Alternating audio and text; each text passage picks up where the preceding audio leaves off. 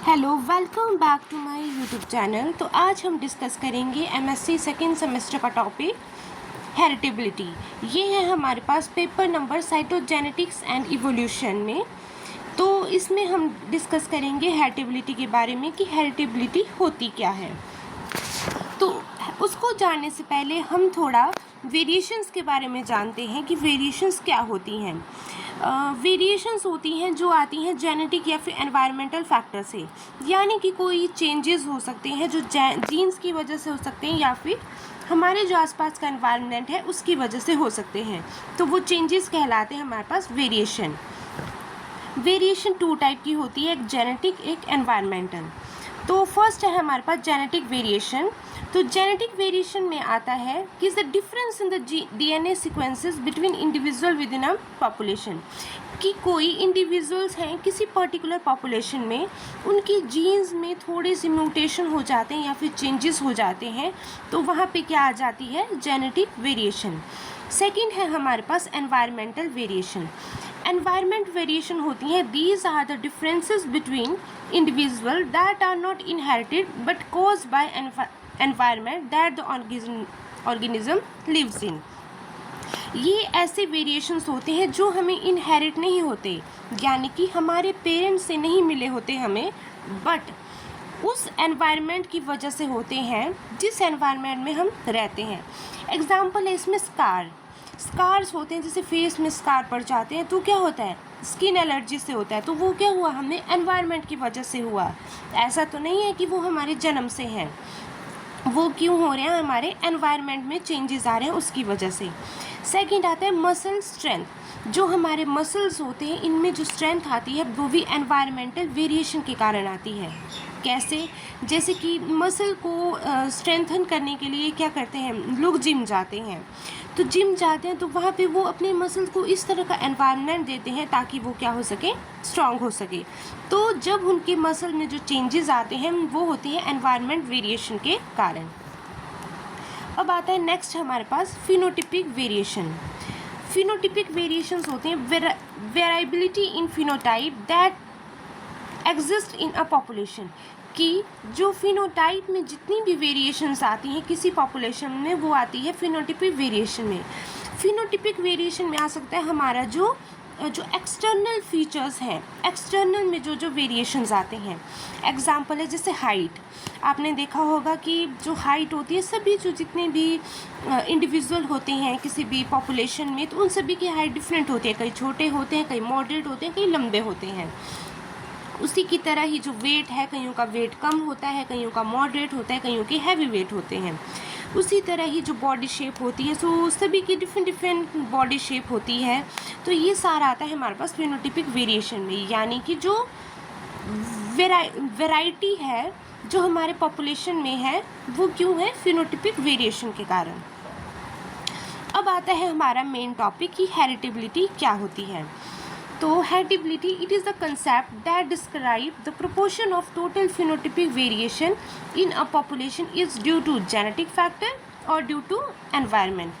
तो हेरिटेबिलिटी एक ऐसा कंसेप्ट है, इसमें कहा जाता है कि जो फिनोटिपिक वेरिएशन होती है, यानी कि जो हमें एक्सटर्नल जो भी वेरिएशन दिखती हैं वो किसकी वजह से होती हैं, या फिर जेनेटिक फैक्टर की वजह से होती हैं या फिर एनवायरमेंटल। तो सीधे सीधे अगर हम बात करें तो जो हेरिटेबिलिटी ऐसी वेरिएशन है जो हमें एक्सटर्नली जो भी हमें वेरिएशन दिख रही हैं, या फिर वो किसी पर्सन के जीन्स के अकॉर्डिंग है या फिर उसके आसपास का जो एनवायरनमेंट है उसकी वजह से होती हैं। तो यहाँ पे बताया गया कि वेरिएशन इन अ पॉपुलेशन वो हो सकती है genetic variation due to environmental या फिर दोनों का कॉम्बिनेशन। अब आता है हमारे पास टाइप ऑफ हेरिटेबिलिटी। जो हेरिटेबिलिटी है वो हमारे पास टू टाइप की है। फर्स्ट है broad sense heritability and second है नैरो सेंस हेरिटेबिलिटी। तो फर्स्ट हम डिस्कस करेंगे वो है ब्रॉड सेंस हेरिटेबिलिटी। जो ब्रॉड सेंस हेरिटेबिलिटी है इसको हम रिप्रेजेंट करते हैं कैपिटल एच स्क्वायर से। ओके, किससे रिप्रेजेंट करते हैं, कैपिटल एच स्क्वायर। तो ब्रॉड सेंस हेरिटेबिलिटी होती है रेशो किसकी, genotypic variation to the phenotypic variation. Genotypic variation होती है जो हमारे जीन की वजह से वेरिएशन होती है, और टू द फिनोटिपिक वेरिएशन यानी कि जो हमें एक्सटर्नल अपीयरेंस में जो भी वेरिएशन दिख रही हैं वो जेनेटिक वेरिएशन और फिनोटिपिक वेरिएशन की रेशो होती है ब्रॉड सेंस हेरिटेबिलिटी। तो ये नीचे यहाँ पर भी इस तरह से लिखा गया है, H² इजिकल टू VG होता है हमारे पास जीनोटिपिक वेरिएशन स्लैश मतलब अपॉन VP होता है फिनोटिपिक वेरिएशन। ओके, फिर नीचे क्या किया गया है, जो VP है यानी कि फिनोटिपिक वेरिएशन वो होता है हमारे पास जीनोटिपिक वेरिएशन और एनवायरनमेंट वेरिएशन के इक्वल। तो हमने यहाँ पे VP की वैल्यू यहाँ पे फिल कर दी है VG प्लस VE। तो हमारे पास जो ब्रॉड सेंस हेरिटेबिलिटी की रेशो आई हमारे पास H² is equal to genotypic variation upon genotypic variation plus environmental variation. तो इसको भी क्लासिफाई किया गया है। अगर हम इसको कैलकुलेट करते हैं तो जो वैल्यू आती है उसके अकॉर्डिंग अगर हमारे पास ये जो वैल्यू है ये 30% से कम आती है तो हम मान सकते हैं कि जो ब्रॉड सेंस हेरिटेबिलिटी है वो क्या है, लो। अगर हमारे पास इसकी जो वैल्यू है वो 30 to 60% के बीच में आती है यानी मॉडरेट। अगर 60% से ऊपर आती है तो हम मान सकते हैं कि हाई ब्रॉड सेंस हेरिटेबिलिटी है। अब आता है हमारे पास जो हेरिटेबिलिटी की वैल्यू है किसी भी पॉपुलेशन में वो रेंज करती है 0 और 1 के बीच में, कि जो हेरिटेबिलिटी है उसकी वैल्यू होनी चाहिए 0 और 1 के बीच में। अगर इसकी जो वैल्यू है वो 0 के आसपास आती है तो इसका मतलब ये है कि वो क्या हो रही है, फिनोटिपिक वेरिएशन किसकी वजह से है, एनवायरनमेंट की वजह से। और अगर वैल्यू 1 के करीब आ रही है तो फिनोटिपिक वेरिएशन होती है जीनोटिपिक फैक्टर से। Okay, got it. नेक्स्ट अब आ रहा है हमारे पास second type, narrow sense heritability. Narrow sense heritability को हम रिप्रेजेंट करते हैं स्मॉल h² से, जबकि जो ब्रॉड सेंस हेरिटेबिलिटी थी उसको रिप्रेजेंट करते थे हम कैपिटल H² से। इसमें है the genetic variance component used in narrow sense heritability include all type of genetic variation in population. कि जो नैरो सेंस हेरिटेबिलिटी में क्या होता है, जितनी भी सारी जेनेटिक वेरिएशंस होती हैं वो सारी इसमें इंक्लूडेड होती हैं। इसमें जो जीनोटाइप वेरिएशन हम यूज़ करते हैं वो भी 3 टाइप्स में डिवाइड होता है। एक होता है एडिटिव वेरिएंस, सेकंड है डोमिनेंस वेरिएंस, थर्ड है एपिस्टैटिक वेरिएंस। अब हमारे पास डेफिनेशन है नैरो सेंस हेरिटेबिलिटी क्या होती है। नैरो सेंस हेरिटेबिलिटी प्रोपोर्शन है phenotypic variance due to additive genotype variance alone.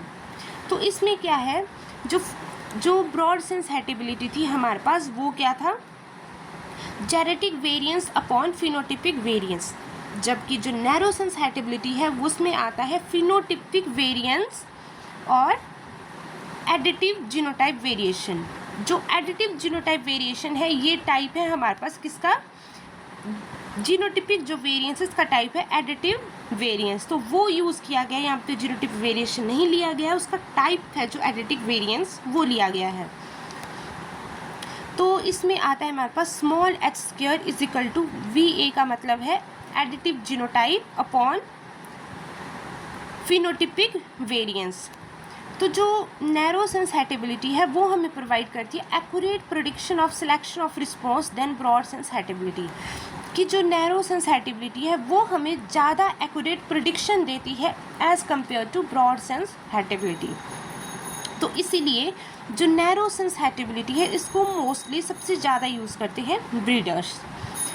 अब जो हेरिटेबिलिटी है उसकी भी वैल्यू दी गई है, अगर वो 5 to 10% के बीच में आई तो वैल्यू है लो, अगर 10 to 30 के बीच में आती है तो मॉडरेट, अगर 30% से अप आती है तो वो आती है हाई। अब आता है हमारे पास difference between broad sense heritability and narrow sense heritability. जो ब्रॉड सेंस हेरिटेबिलिटी है उसको एस्टिमेट करते हैं हम टोटल जेनेटिक वेरिएंस से, जबकि जो नैरो सेंस हेरिटेबिलिटी है उसको एस्टिमेट करते हैं हम एडिटिव जेनेटिक वेरिएंस से। एडिटिव जेनेटिक वेरिएंस का एक टाइप है। अब आता है ब्रॉड सेंस हेरिटेबिलिटी, इसको एस्टिमेट करते हैं हम both parental and segregating material से। और जो नैरो सेंस हेरिटेबिलिटी है ये रिक्वायर करती है crossing in a definite manner. और थर्ड है कि जो ब्रॉड सेंस हेरिटेबिलिटी है वो ज़्यादा यूज़फुल होती है एनिमल ब्रीडिंग के लिए, जबकि जो नैरो सेंस हेरिटेबिलिटी है वो यूज़फुल होती है both plant and animal breeding के लिए। अब आती है लास्ट में हमारे पास लिमिटेशंस ऑफ हेरिटेबिलिटी, कि जो हेरिटेबिलिटी है उसकी क्या क्या लिमिटेशंस हैं।